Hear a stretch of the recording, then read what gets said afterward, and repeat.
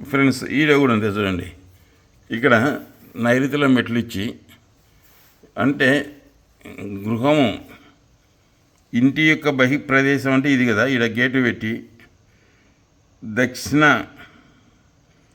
ఈడ గేటు ఇంటి యొక్క బహిప్రదేశంలో దక్షిణాగ్నేయమై అంటే ఇంటి యొక్క బహిప్రదేశం ఇది దక్షిణాగ్నేయమైంది. గదిలోకి నీచమగు స్థానంలో ద్వారం ఉంచిన అంటే గదిలోకి ఇట్లా ఈ గదిలోకి పోతే నీచ ద్వారం ఇస్తే స్త్రీలకు అనారోగ్యం కలుగును. ఇది కూడా ఇట్లా వస్తే ఇంటికి ఈశాన్యం అవుతుంది, కానీ స్థలానికి ఇంటికి ఈశాన్యం అవుతుంది, కానీ బయటికి వస్తే ఈశాన్యం ఒక్క అడుగు కూడా పోరు. ఇట్లా తిరిగి తూర్పు ఆగ్నేయం తిరిగి దక్షిణాగ్నేయం తిరిగి ఇట్లా వస్తారు. ఇంట్లోకి పోతే ఉత్తర ఈశాన్యం నుంచి పోతా పట్నం వాయువులు తిరిగి వాయువులు లేకపోతారు. కాబట్టి అది వాయువాగ్నేయం నడకదు, అంటే ఈశాన్యం ఒక్క అడుగు కూడా పోరనమాట. ఇక్కడ దక్షిణం నైరుతిలో మెట్లు ఇచ్చి తలకల ఇళ్ళల్లో పోయి వాయువంలో కూర్చుంది. వాయువంలో కూర్చున్నప్పుడు వాయువ దోషాలు చుట్టుకుంటాయి ఇంటికి. అంటే అప్పు చేయడం తెలుసు, దిద్దడం తెలియదు, ప్రేమ వివరాలు, ప్రేమించి పెళ్లి చేసుకోవడాలు, ఇట్లా ఆర్థికంగా ఇబ్బంది పడాలి, అనారోగ్యాలు చేసడం. ఎక్కువ శాతం అనారోగ్యాలు తలకు, వెన్నెముకకు, నరాలకు సంబంధించిన జబ్బులు వస్తుంటాయి. ఇళ్ళల్లో పక్షవాతం రావడం ఇట్లా జరుగుతాయి. ఇంకా కొందరు ఏం చేస్తారు, ఈ కిచెన్ ఇటుకి జరిపి పార్కింగ్ పెడతారు. అది పార్కింగ్ అది వద్దులేం కదా అనుకోకూడదు వాళ్ళ గురించి. సరే, ఇది ఇట్లా ఉండకూడదు, ఇది చెప్పినాం కదా.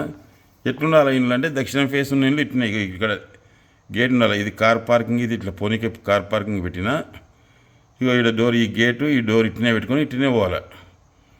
అప్పుడు ఈ వాయువంలో మెట్లు వేసినప్పుడు ఇల్లు నైరుతిలో ఉంటుంది. దక్షిణం 3 అడుగుల ఖాళీ స్థలం విడిస్తాయి, 2 అడుగులు ఖాళీ స్థలం విడిస్తాయి, ఉత్తరం 4 అడుగులు ఖాళీ స్థలం విడిస్తారా. అప్పుడు ఈ ఇండ్లు రాణిస్తుంది దక్షిణ ఫేసింగ్లు.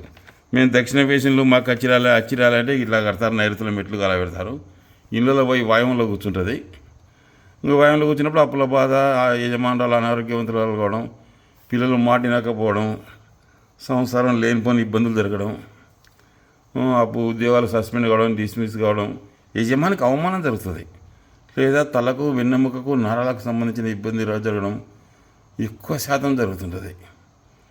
ఎక్కువ శాతం పిల్లలు ప్రవర్తన దోషులు ప్రవర్తిస్తారు. సంతతి వివాహ విషయాల్లో చాలా ఇబ్బంది పడాల్సి వస్తుంది. ఇట్లుండాలి ఇండ్లు. దక్షిణం వీధి అంటే దక్షిణమే ఉండాలి. దక్షిణంలో 2 అడుగులు ఖాళీ స్థలం ఉంటే ఉత్తరంలో 4 అడుగులు ఖాళీ స్థలం ఉండాలి. పరవంటికి 2 అడుగులు ఖాళీ స్థలం ఉంటే తూర్పున 4 అడుగులు ఖాళీ స్థలం ఉండాలి. వీళ్ళు బాల్కనీ వేసి కింద చూపుతారు ఖాళీ స్థలం. చక్కగా తీసుకొచ్చి తూర్పున బాల్కనీ ఇటు వరకు గుంజి కింద దక్షిణంలో 2 ఉంది, ఇక్కడ 6 ఉంది అంటారు. 6 అడుగులు బాల్కనీ వారేసింటాడు కార్ పార్కింగ్ నీడ తగలాలని. ఈడ కూడా అంతే, ఈడ 4 అడుగులు ఖాళీ స్థలం ఉందని 4 అడుగులు బాల్కనీ వేసింటాడు. అప్పుడు ఏడున్నట్టు ఖాళీ స్థలం ఓపెన్ స్కై ఉండాలి మనకు లెక్క.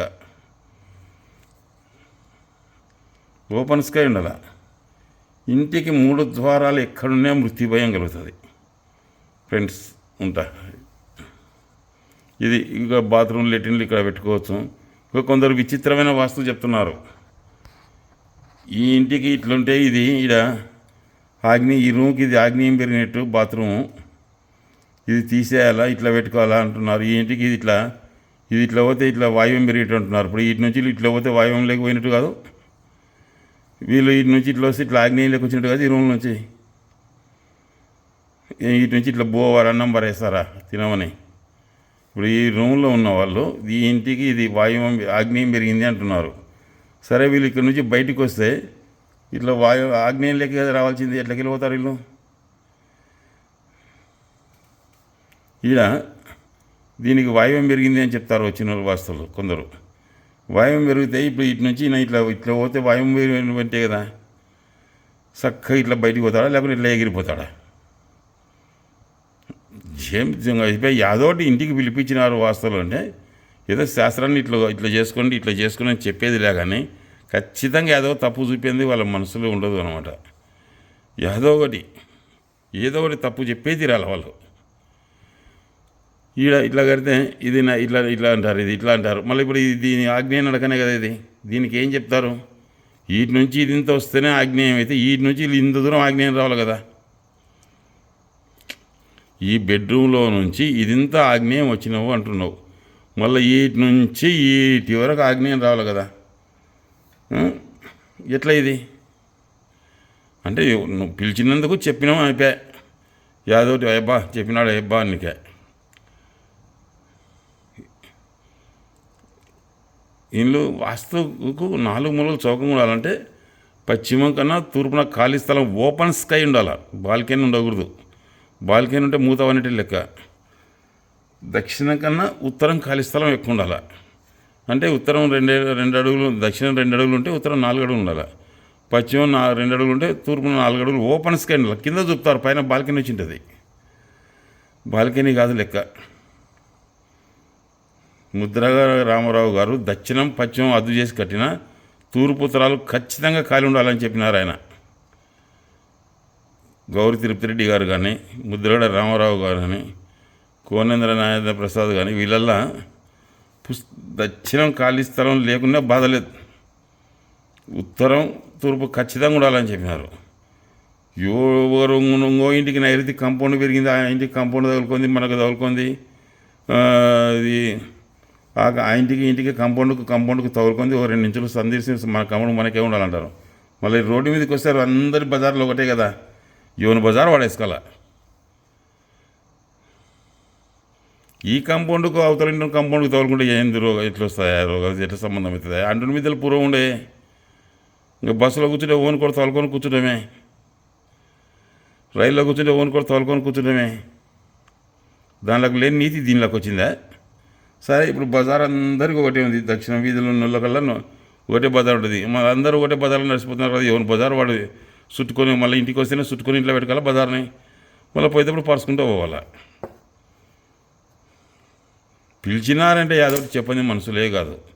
ఆ ఇంటి కాంపౌండ్కి తోలుకుంటే ఆ రోగం ఎట్లా వస్తుంది? ఇట్లా ఈ ఇంటికి కాంపౌండ్ తోలుకుంటే రోగం ఎట్లా వస్తుంది? మళ్ళీ బస్సులో తోలుకుంటే, రైల్లో బస్సులో కూర్చుంటే రోగాలు రావా? లేకుండా బజార్లో నడుస్తుంటే రోగాలు రావా? సరే, మీరు చెప్పినట్టే వీటికి సపరేట్ కాంపౌండ్ కడదాంలే.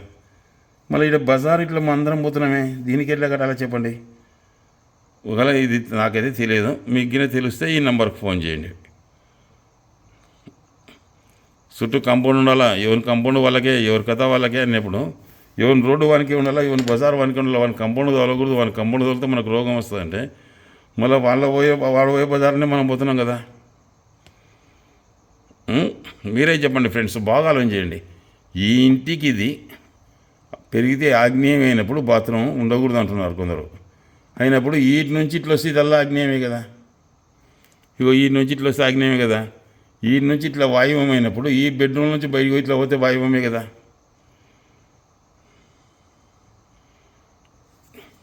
జేమోబా ఇల్లు వాస్తు పిలిచితే మాత్రం ఖచ్చితంగా పేర్లో పెట్టింది మంచిదే కాదు.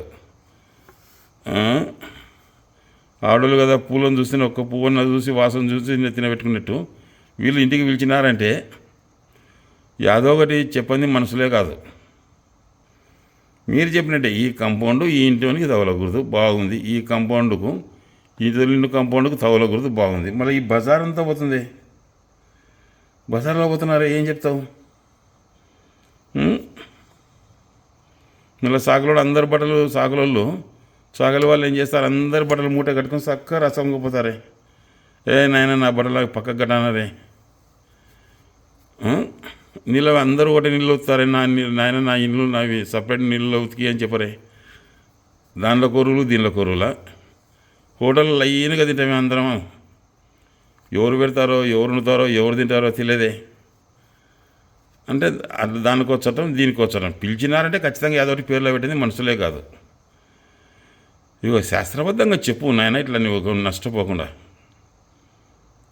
మేము వస్తే 50,000 ఫీజు, 40,000 ఫీజు, 70,000 ఫీజు అనేది వచ్చేది. ఆ పిట్ట గొడవలు ఉన్నాయా, ఆ కాంపౌండ్ గొడవలు ఉన్నాయని చెప్తారు.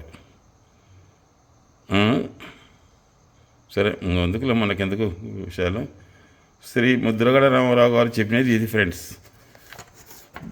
బహిప్రదేశమునకు దక్షిణం ఆగ్నేయం అయినప్పుడు ఈడ పెడితేనా పిల్లలకు కీడు కలుగుతుంది. గది ఇంటికి ఉచ్చమైనప్పుడు, నీచమైనప్పుడు స్త్రీలకు అనారోగ్యం కలుగుతుంది. అంటే ఈడ తాగడం, తందనాలడం అన్నీ జరుగుతాయి. ఒకటని కాదు, ఇదేంది కాదు, ఓ ఇంట్లో ఓ చెడుపు జరుగుతుంది. యాక్సిడెంట్ జరగడం, అనారోగ్యాలు చేయడం, ఆకస్మిక మరణాలు సంభవించడం జరుగుతాయి. ఇట్లుంటాయి. ఉంటాను ఫ్రెండ్స్. ఎందుకంటే చాలా ఇళ్ళలో ఇళ్ళలో భర్తనన్నా భార్యన్నా కోల్పోయినారు, బిడ్డలను కోల్పోయిన ఇల్లు దండి కూడా ఇట్లున్న ఇల్లు. ఎందుకంటే నేను చాలా ఇళ్ళు చూసినాను. ఆస్తిపాస్తులనో లేకుండా బిడ్డలకు సంవత్సరాలను అతకలేదు. అనారోగ్య కారణంగా డాక్టర్లకు ఆసుపత్రులకు ఉన్నారు, లేదా తిండికి తాగనీకి అయిపోయి మధ్య చావులు వచ్చినారు. ఇట్లా నైరుతులు పెరిగితే చాలా ఇళ్ళలో చూసినాను. ఎందుకో వాళ్ళు ఇంజనీర్లు చెప్పడం ఇల్లు కట్టడం, ఇంజనీర్లు చెప్పడం ఇల్లు కట్టడం. ఛానల్లో విధవలే ఉన్నారు, ఛానల్లో బిడ్డలను కోల్పోయినారు, ఛానల్లో ఆస్తిపాస్తులు కోల్పోయినారు, ఛానల్లో మనశ్శాంతి లేకుండా బతుకుతారు. దక్షిణం 190% దాన్ని మంచివని ముద్రగడ రామారావు గారు చెప్తున్నారు. అయితే ఇట్లుండాల, ఈడ దారికి ఈడ గేటుకు ఈయనే ఉండాలి గేటు, ఇది పార్కింగ్ ఉండాలా, ఇది దీనికి ఉత్తరం ఉండాలా. దక్షిణం 2 అడుగులు ఖాళీ స్థలం ఉంటే ఉత్తరం 4 అడుగులు ఖాళీ స్థలం కంపల్సరీ ఉండాలి. బాల్కనీ లేకుండా ఉండాలి లెక్క. వీళ్ళు ఏం చేస్తారు, ఈడ 6 అడుగులు ఉంది, 2 అడుగులు 8 అడుగులు ఉంది కదా అంటారు. అది కాదు లెక్క. నాకు వితౌట్ బాల్కనీ ఓపెన్ స్కై ఉంటే అది కరెక్ట్.